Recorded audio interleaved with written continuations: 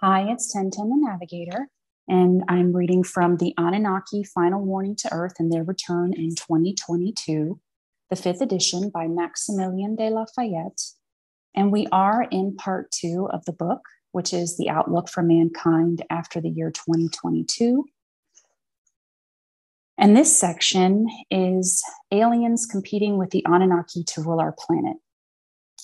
So the question is, starting on page 152, question: are there any other alien races in this galaxy or another that could compete with the superstar status of the Anunnaki and rule our planet? Answer: on the market nowadays, we find several so-called encyclopedias and field guides on extraterrestrial races. The internet is infested with silly and childish websites posting ridiculous literature on extraterrestrial races, descriptions of what they look like, their height, weight, eyes, skin, etc. This is nonsense par excellence.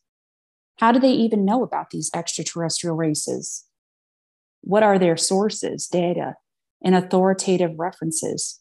They are non-existent. Their articles are the product of an erroneous imagination and immature fantasy. Unless you break the frontiers of time and space and land on their planets and stars, you will never be able to learn about their species, what they look like, and their biological structure on any level. As long as modern ufology embraces such assumptions and fake narratives, ufology will never be accepted academically or gain the respect and trust of scientists. However, and according to some statements and leaks, we have learned about the existence of 6 different extraterrestrial races who have contacted the United States military. This was mentioned in the Krill file. But again, this so-called file was announced to the ufology community by Mr. Moore, who has been discredited by eminent ufologists. And once again, I ask you to define what we understand by eminent ufologists, how eminence is defined, and on what basis or foundation such eminence is based upon and structured. To tell you the truth, nobody knows except the Anunnaki ulema.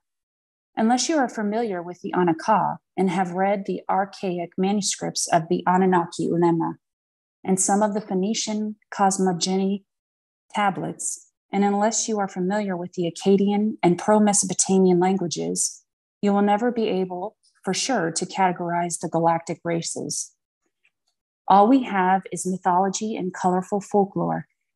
And beginning in the early 1950s, authors began to put their spin on everything extraterrestrial or alien.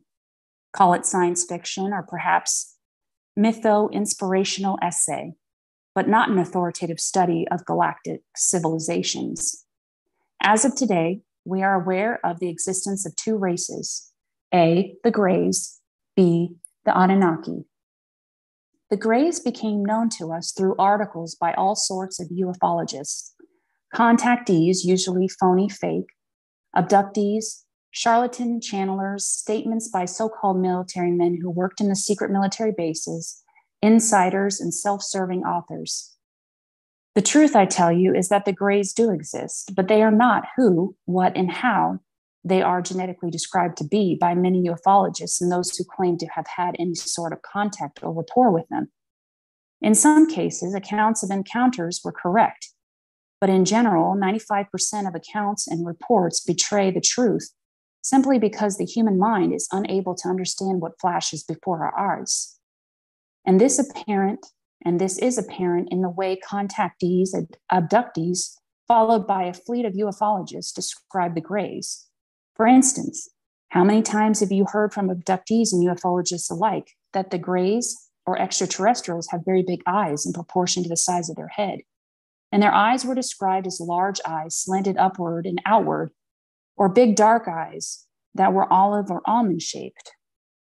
Many times, I'm sure. To tell you the truth, extraterrestrials' eyes are as big or as small as human eyes. Their sockets are almost similar to ours, but with 3 major differences. One of them is the retina. Aliens do not have retina in their eyes simply because they do not need to have one.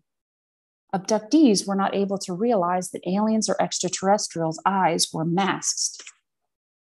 By masked, I mean their eyes were covered by a dark lens, or more exactly, a screen, called Bao-Ka, in the Anaka, the Anunnaki language.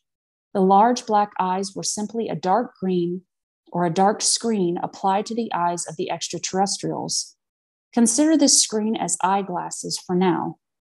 But in actuality, these glasses provided the alien with information much like glasses with many TV info screens on them being made and used by the military today. This common error is clearly shared by ufology authors, ufologists, and researchers alike. This serious misconception and erroneous description are strong evidence that we have no clear vision or understanding of what the extraterrestrials look like. If this is true, then we are not in the position to categorize and adequately classify aliens, extraterrestrials, and grays. Thus, recognizing and or defining other extraterrestrial species is pure speculation. In conclusion, we should concentrate exclusively on two known non-human races, the Anunnaki and the Greys. Such contradiction will enable us to conclude that 1, there are no other extraterrestrials on the scene. 2, the Greys are not in any position to compete with the Anunnaki. And since we have logically eliminated the possible interference from other alien races, non-humans, that exist in our galaxy or other galaxies, answering the question, are there any other alien races in this galaxy or another that could compete with the superstar status of the Anunnaki and rule our planet, becomes an easy task. And the answer is the Greys cannot compete or rule our planet, nor can they challenge the super status of the Anunnaki for obvious reasons. One of these reasons is the fact that the Anunnaki are far more advanced than the Greys. Here's another question. Would the Anunnaki come to aid the planet if another threat happens? Question. You have stated that the Anunnaki feel responsible for hybrid contamination between humans and the Greys. Would the Anunnaki ever come to the aid of the planet if the threat would happen again? The answer, yes and yes. This was basically the topic Sinhar Ambar Anati, or Victoria, discussed with representatives from the United States government years ago. Please refer to the book Anunnaki Ultimatum, co-authored by Ilil Arbel. Anati made it clear to American scientists and to 2 generals that the Greys' contamination will inevitably destroy the human race. Next question. Has the planet ever come close to another threat as serious as the Greys, and will it be a possibility? Answer, yes. Millions of years ago, when a huge celestial object was on the trajectory in the direction of planet Earth, the Anunnaki deviated the object from its collision course with the Earth. And later on, they decided to surround the solar system with a protection shield known as the cosmic plasmic belt, which is called Zinar in Anaka, the Anunnaki language. This was also mentioned in the book of Ramadosh, Kitab Ramadosh. Next section of questions. This is about the hybrid Greys, adoption, and DNA contamination. Question. Have there been a large number of hybrids that were disease-free and human enough to be adopted? The answer, yes. A few hybrids were adopted, usually by military families, and the adoptive parents must go to the base where the hybrids are and can select which ones they will adopt. This is a fact. Basically, some infant hybrids look just like our own children, no physical deformities whatsoever. However, they have shown some muscular anomalies right below their shoulder plates and their vertebrae column in the neck. They cannot turn their heads effortlessly. Another thing, they will never grow to be tall. Their average height is 5'6". Question. Could someone have a hybrid relative or be the child of a hybrid and not know it? Answer, no, impossible. Question. I always wonder how people with no compassion whatsoever are the same species. It seems that living as a loving and compassionate being is what our natural instinct wants us to do. So I wonder if hybrids have any connection to emotionless behavior. Answer: many infant hybrids have displayed high degree of emotion, attachment, fear, joy, and anxiety, and become very attached to their parents. Question: I've read discussions about contaminated DNA, and I am curious if it is to the point where large numbers of people have some connection to hybrids. Answer: no, not many. Those are very rare cases. Worth mentioning here is that not all infant hybrids have contaminated DNA. The contamination occurs during the inbreeding process. If noticed by the Greys, they will dispose of those children right away. This has been documented and reported by abductees who lived for a while in the hybrid's habitat. Dr. David Jacobs wrote a magnificent book on the subject called Threat. I encourage you to read this book, as it is really fascinating. In fact, a few years ago, I contacted Dr. Jacobs and asked his permission to use some of his material, and he gracefully agreed. Question: is it true that hybrid human gray babies and children are being created and raised in secret bases? What of the stories of horrific experiments being performed on abducted humans in labs by the Greys as part of their breeding tissue harvesting programs? Answer: once again, Maximilian de Lafayette has provided us with an account of the unthinkable horrors committed by the Greys as witnessed by Sinhar Anbar Anati. Here is her account in her own words on visiting the hybrids. My first encounter with the hybrid children and my first glimmer of understanding of what eternity is like. The base we are visiting today is underwater, said Sinhar. We are about to descend way down into the Pacific. What about air? I asked, a bit apprehensive about the idea. Sure, Sinhar, Inanna Shamara. Won't forget. I could not breathe underwater, but still.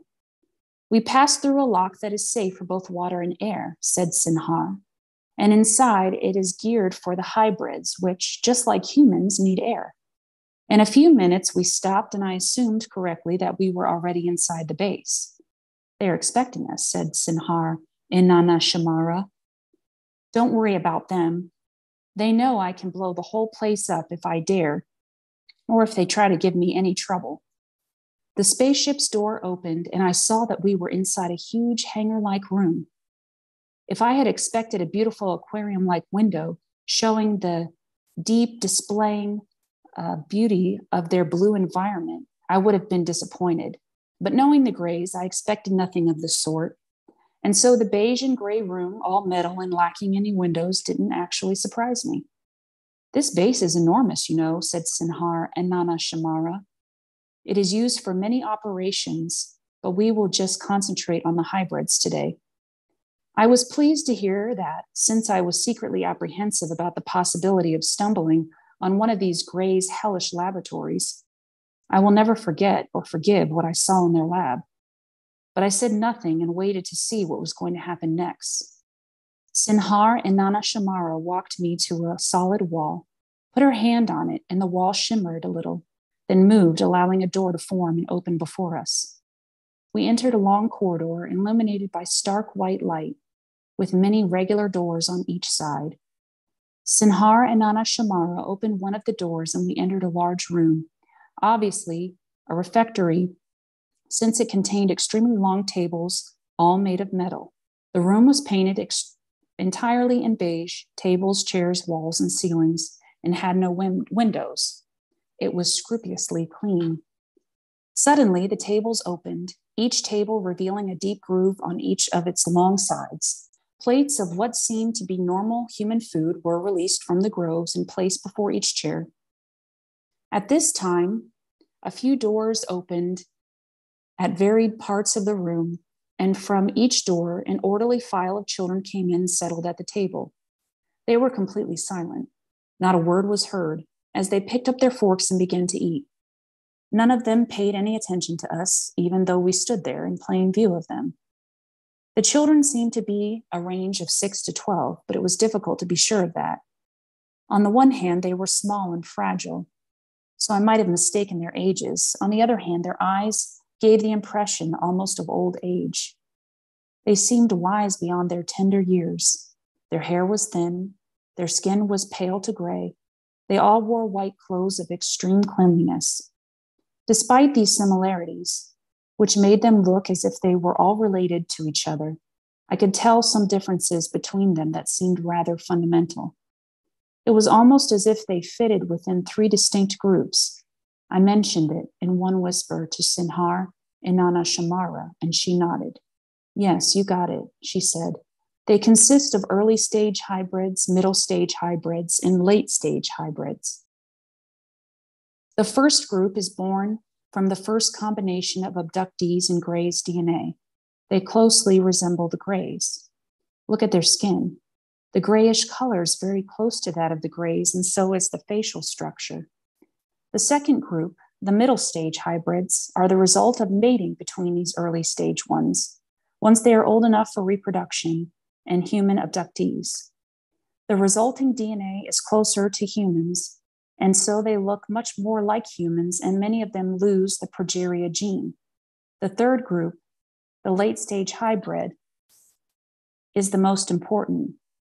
Middle stage hybrids are mated with humans to create them, and they can hardly be distinguished from humans. Yes, I can tell who the late stagers are quite easily, I said.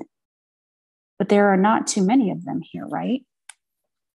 This is true. Not too many are here. A large number of these hybrids who represent the most successful results of the experiments are placed for adoption with human families. The human families are aware of the origin of their children.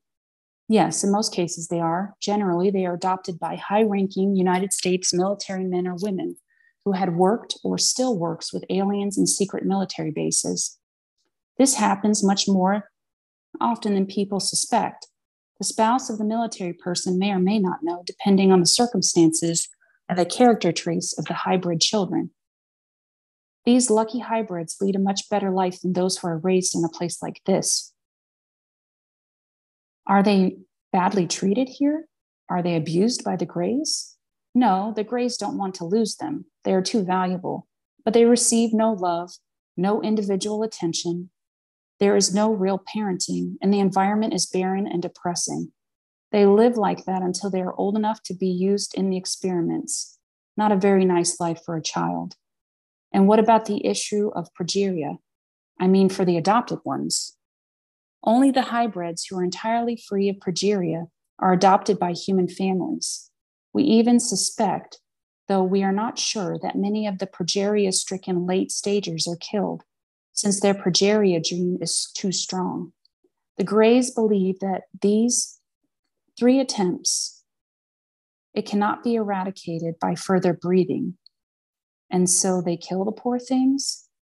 What is the motive for all these atrocities? All for the same reason I have mentioned before. They think that somehow they will save their civilization, but they are doomed. But in the meantime, they harm, torture, and kill so many people. I don't understand why it is tolerated.